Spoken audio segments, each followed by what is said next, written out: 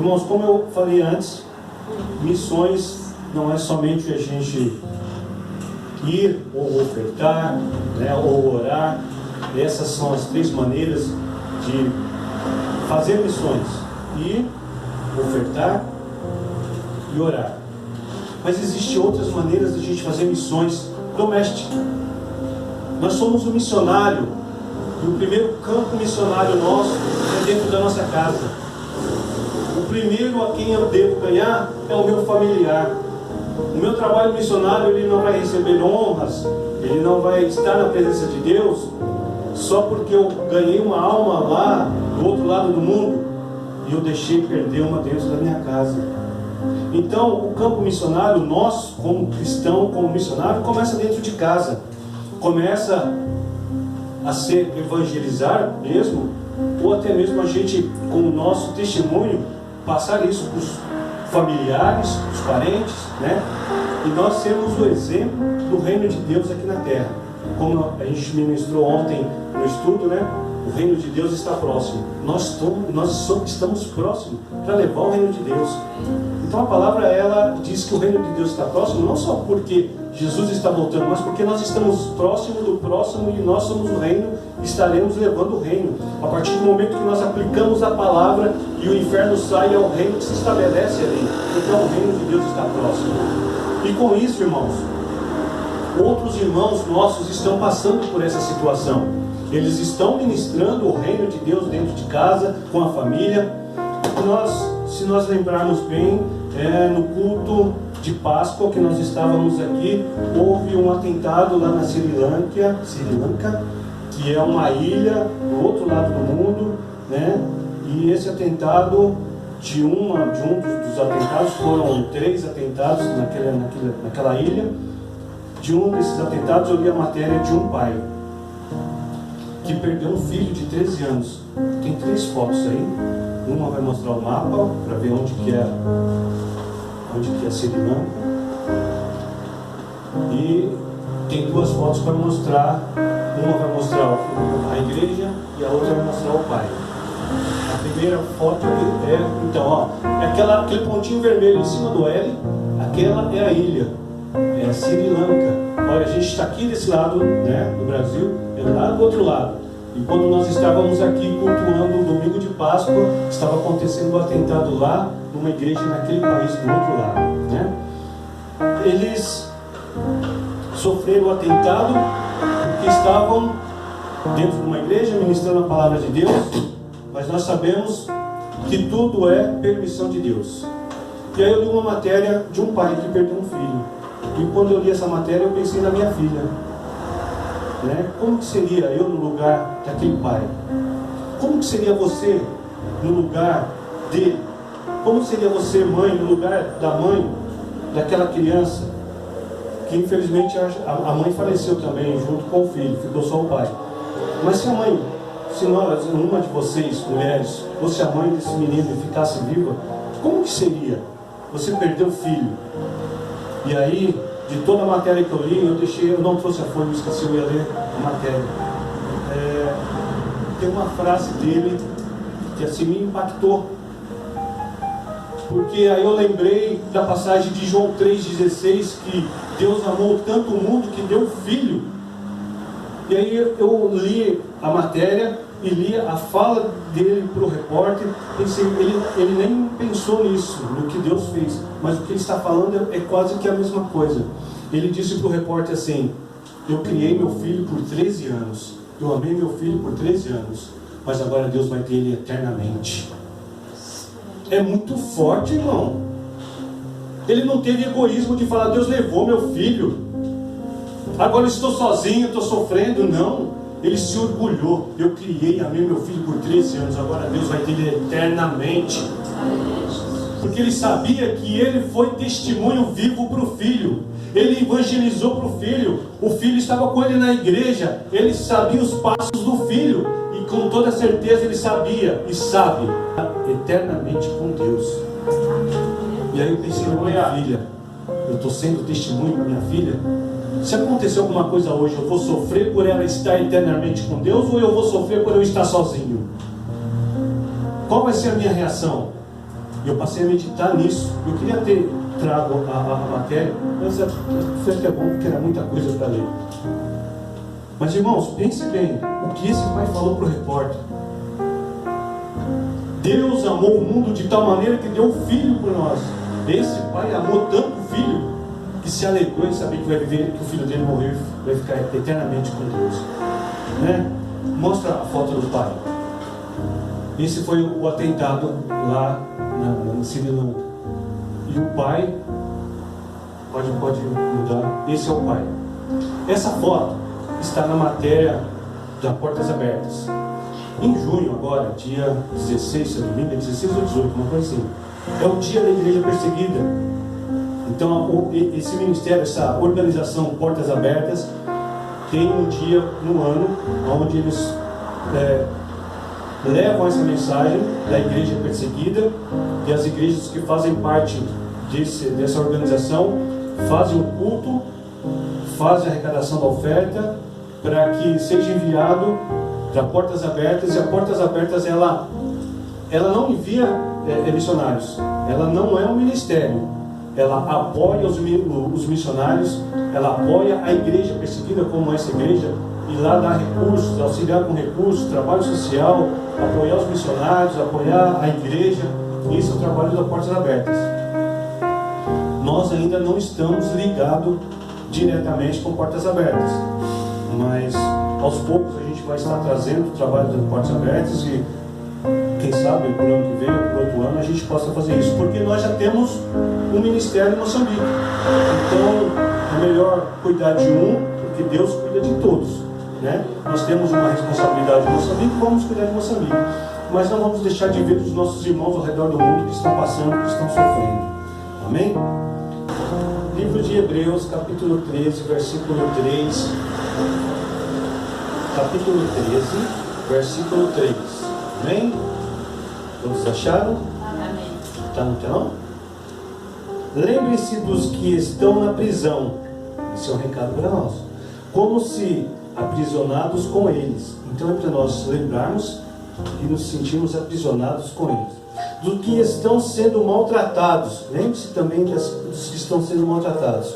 Como se vocês mesmos estivessem sendo maltratados. Irmãos, a gente vai passar um vídeo que vai falar um pouquinho sobre a perseguição.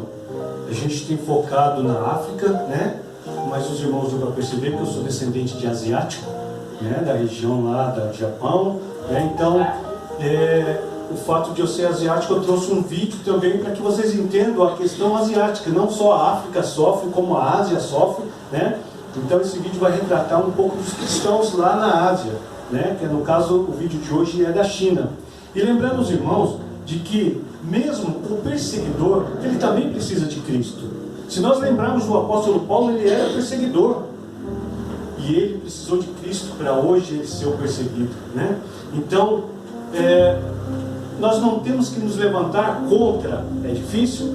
Mas nós estudamos essa semana sobre orar pelos inimigos. Então, mesmo que sejam perseguidos, precisamos orar por aqueles que nos perseguem, né? Então eu vou passar um vídeo para que os irmãos entendam um pouquinho da situação, da dificuldade que também é na Ásia, né? Os nossos irmãos estão passando essa dificuldade. Vocês vão ver na legenda que o vídeo é do final de 2018, né? E tem umas outras matérias que precisam dar uma olhadinha, né? Os irmãos vão ouvir, assistir, mas tem alguns pedacinhos que precisam ler, por isso que eu peço que prestem atenção. Amém?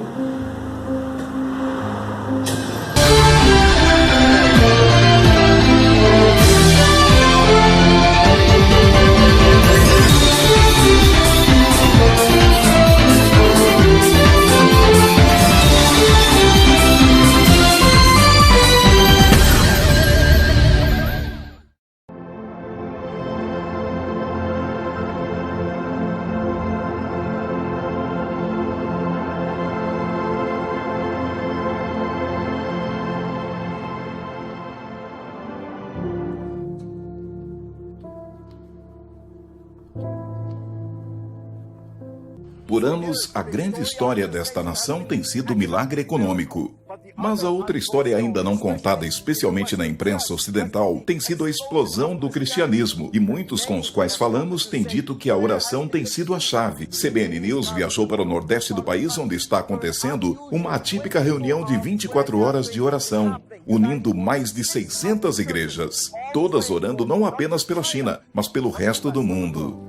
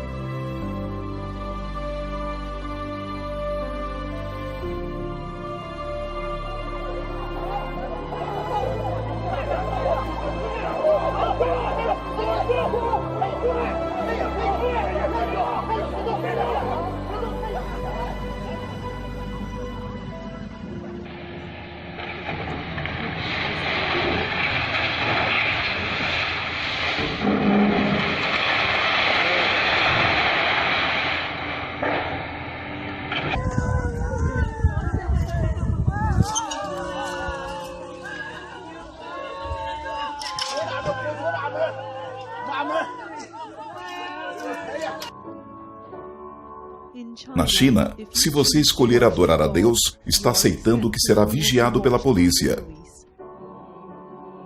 A igreja e estas crescentes congregações estão sendo acusadas de minar a devoção no Partido Comunista. E o presidente Xi alerta que elas podem ser um meio para infiltrações estrangeiras. Mais e mais chineses estão se voltando para o cristianismo, apesar da repressão do governo. Novas leis têm sido introduzidas que dão ao Estado grande controle sobre reuniões religiosas, suas mensagens e seus membros. Apesar dos riscos, o pastor Wang Yi continua a usar os seus sermões para condenar as regulamentações. Oramos Deus para que, por favor, deixe-nos estar preparados para enfrentarmos a perseguição quando ela acontecer.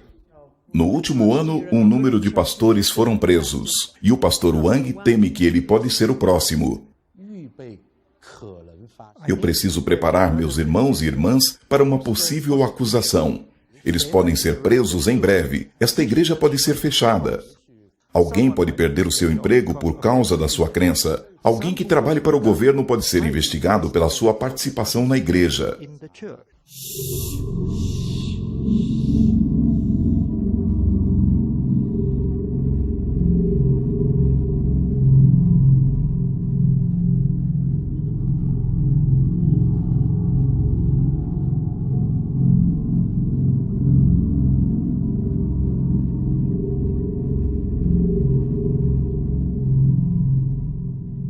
Neste último domingo, membros da Igreja Aliança da Chuva Temporã foram impedidos de entrar em seu prédio de adoração. Com os seus líderes presos enfrentando a cadeia, os fiéis decidiram orar e adorar do lado de fora. Em 9 de dezembro, as autoridades da cidade de Chengdu prenderam o proeminente pastor cristão Wang Yi, junto com sua esposa e 100 membros da Igreja da Aliança da Chuva Temporã. As autoridades fecharam a igreja e acusaram o pastor Wang de incitar a subversão ao poder do Estado. Ele e sua esposa podem enfrentar 15 anos na prisão se condenados. A Chuva Temporã, como dezenas de outras congregações, estão fora do controle do governo, como parte do assim chamado movimento de igrejas caseiras ou subterrâneas. Este movimento tocou todos os cantos da China. E o excitante é que, por toda a China, há igrejas caseiras, o que eles chamam de igrejas de família. E o motivo pelo qual o governo comunista está tão preocupado é porque há mais cristãos na China do que membros do Partido Comunista.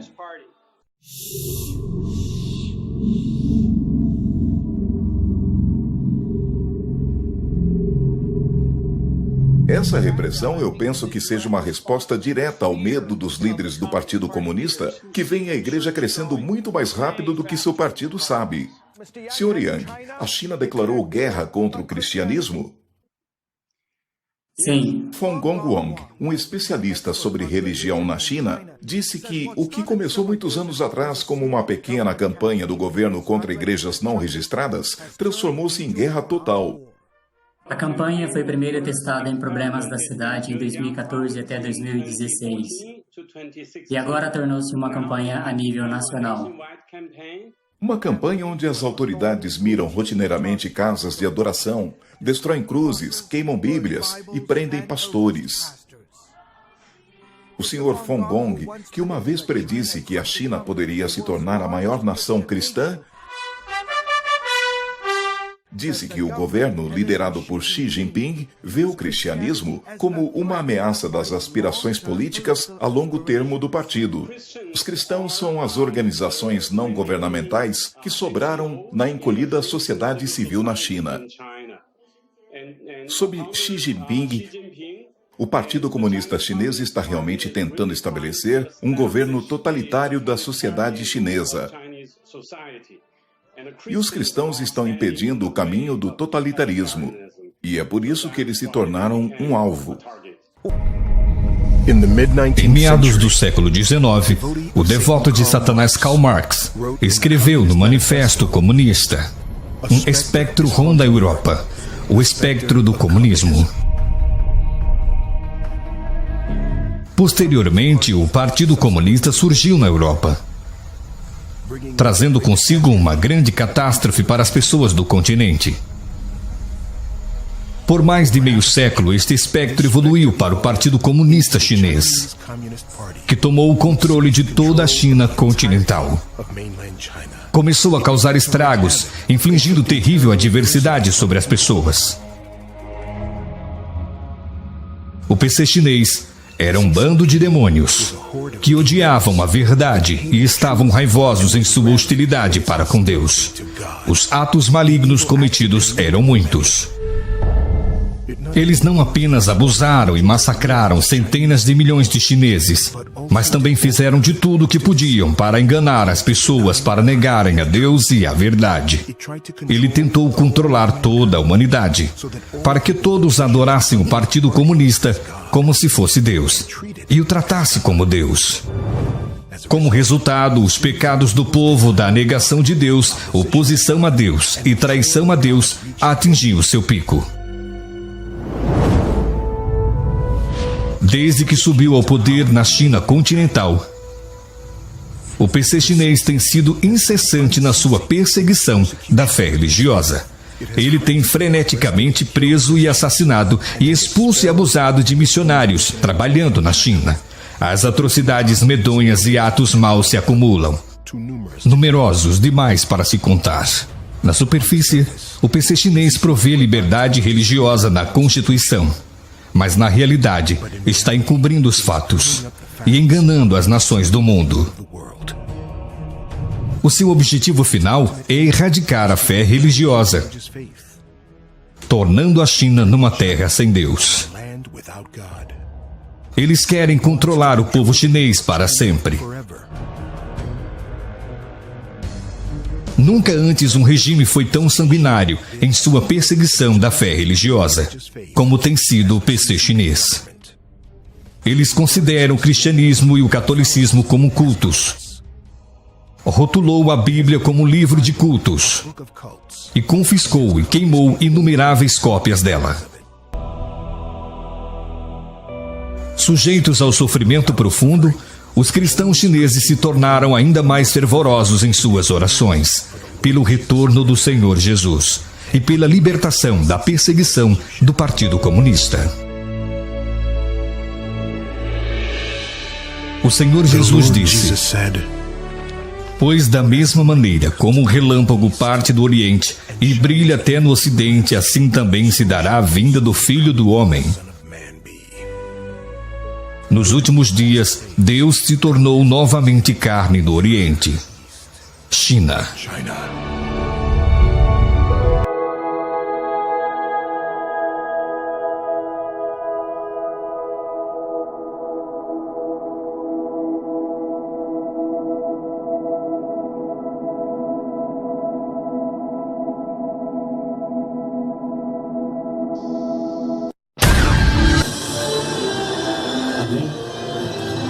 Deu para a gente ter um pouquinho de noção de como que é o sofrimento, né, do pessoal lá na Ásia, os nossos irmãos da Ásia, da China, né?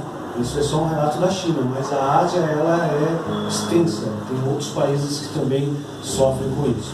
Vou chamar a professora Cristina para que ela venha trazer a palavra, né? E lembrar os irmãos que, pela graça de Deus, nós somos livres para pregar a palavra, nós somos livres para exercer o ID. Os nossos irmãos sofrem dificuldades e mesmo assim, esse vídeo não veio aqui para encurralar a gente, mas veio para nos libertar, mostrar que nós somos livres e temos a oportunidade de falar do amor de Deus à nossa família, aos nossos vizinhos, aos nossos colegas de trabalho, que nada nos impede, ao contrário, nós temos um presidente que é a favor da palavra de Deus. Então que nós possamos usar todas essas nossas armas para o trabalho missionário aqui no Brasil. Amém?